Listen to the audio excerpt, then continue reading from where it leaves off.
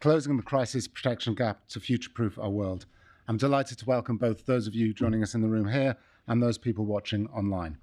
My name is Oliver Ralph. I'm the breaking news editor at the Financial Times. But before this, I spent several years covering the insurance sector, talking to both insurers and their customers about the best ways to prepare for disasters and how to deal with them afterwards, and about how planning for catastrophes in advance can help to greatly reduce their long-term impact. What's become increasingly clear in recent years is that disasters are both more frequent and more severe. The wildfires in California earlier this month are the highest profile example of this and attracted huge attention. But many of those suffering from the impact of disasters are far away from the limelight in countries that struggle to attract attention but urgently need assistance. And these communities are often ill-equipped to deal with the consequences of the disasters. Research from Swiss Re showed that economic damage caused by natural catastrophes in 2024 was $310 billion, up 29% on the 10-year average.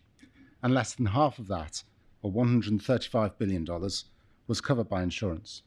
And that's just the short-term economic damage, not taking into account the vast long-term damage to people and societies when disaster hits. So there is clearly a need for action. And so we're delighted today to partner with the high-level panel on closing the protection gap, which was convened last year to examine in particular the role of prearranged finance in addressing the issue, instruments such as insurance, catastrophe bonds and contingency loans. To date, the role of this finance has been relatively small. Less than $1 of every $5,000 of crisis finance goes to low-income countries in the form of prearranged finance. The panel's report is published today. It's a fascinating read and it's available on their website, so I do encourage you to take a look at it. We'll be discussing some of their findings a little later this morning. In a moment, we'll be hearing a recorded message from Anneliese Dodds, the UK's Minister for Development, who'll be sharing her thoughts on the current state of crisis response finance. Before that, though, a few points of housekeeping. The Financial Times tests its fire alarms on a Friday. Today is a Thursday, so if you hear a fire alarm, it's the real thing, and you should move towards the exit. Secondly, if you'd like to share any points from today's discussions on social media, please do, and use the hashtag FTLive. Finally, we'll be having two panel discussions, and there'll be time for questions at the end of each of them. Those of you in the room can raise your hands in the usual way, and those online can send in your questions, which will be sent on to me. With that over, it's time to get the session underway, and I'm delighted to introduce Anneliese Dodds to share her thoughts on the crisis protection gap.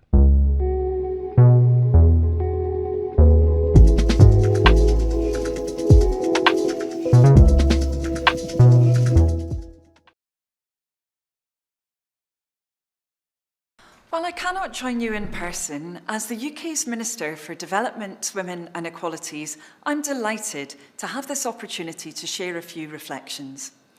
It's great to see the Financial Times helping to launch this important new report from the high-level panel. I want to thank the co-chairs Sir Mark Lowcock and Arinma Ote and all the panellists. I encourage everyone to engage with their recommendations. The need for change could not be clearer. On every continent, extreme weather events are on the rise. Millions of vulnerable people are bearing the brunt of shock after shock. The impacts ripple out across our increasingly interconnected world.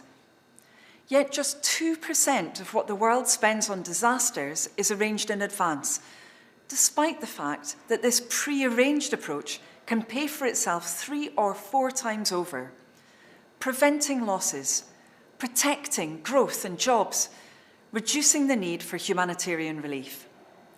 Today's report recommends scaling that up tenfold to transform how disasters are financed. As the Foreign Secretary said in a major speech at the start of the new year, the reality of today's world calls for a whole new level of global engagement that draws on our greatest strengths. Indeed, in all my visits from Indonesia to Brazil, our partners have made it clear that they share our ambition to achieve long-term, resilient growth. I heard that loud and clear in Zambia and Malawi at the end of last year, even as they face the impacts of terrible drought that's affected more than 14 million people across southern Africa. That is why I wholeheartedly endorse this report and why we will use every opportunity to champion its recommendations globally. We will not be able to meet this challenge alone. We need to work with and through our key partners. That means working with leaders from the Global South, like Mia Motley, whose Bridgetown initiative is championing the reform of the global financial system that's so urgently needed. It means working with UK insurers and reinsurers as well, drawing on their expertise, developing tools that predict disasters more accurately and help us respond to them more cost-effectively. Extending the reach of the insurance industry into growing and largely untapped markets is essential, creating opportunities for firms here in the UK. And this government will continue to play its part too. As a founding donor to the world's 4 regional insurance risk pools, the UK is making it easier for vulnerable countries to pursue cheaper insurance. We're calling on the multilateral development banks to expand their crisis toolkits, and they are responding. The UK is calling on all creditors to offer natural disaster clauses by the end of 2025, so countries can pause debt repayments when a disaster hits. The UK was the first bilateral creditor to do this.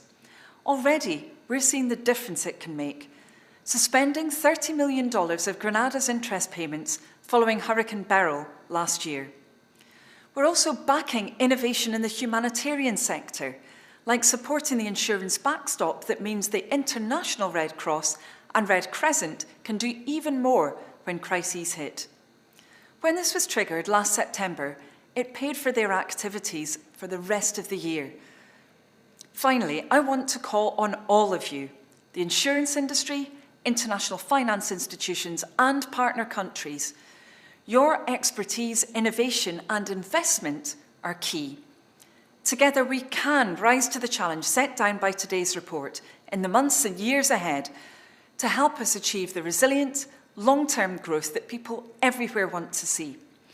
So, I wish you the best for the rest of your discussions. Thank you once again for inviting me to join you.